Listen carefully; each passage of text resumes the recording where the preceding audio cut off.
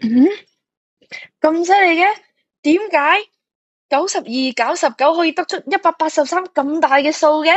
咁呢度有個問題啦，晴晴佢嘅郵飛係多咧定係少咧？少，晴晴嘅郵飛係少，係多，多咩？多定係少啊？多，多咩？嗱，你再睇下題目哦。子軒佢有92張郵飛喎，子軒比晴晴多咗19個。咁我依家問晴晴嘅郵飛係多嘅定係少嘅咧？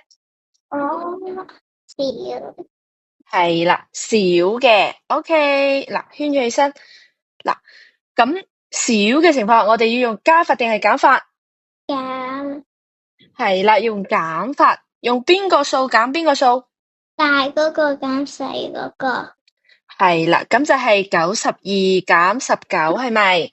咁樣咧，我哋點樣計咧？我哋可以列樹式去計算。嗱，睇到呢個樹式，OK，我依家需要呢個樹式嘅答案。咁犀利嘅？點解92減19可以得出183咁大嘅數嘅？係咪邊一步出咗錯啊？要唔要再思考一下，定係老師同你講？呢個冇錯，呢個冇錯。嗱，你向10位數嗰個9借咗一個10之後，俾嗰個2佢變成12，咁呢個90佢係咪變成咗幾多啊？變成80係咪？咁你係咪借咗一個10？嗱，佢呢個9，但係佢實際上喺10位數嘅係咪讀90？係咪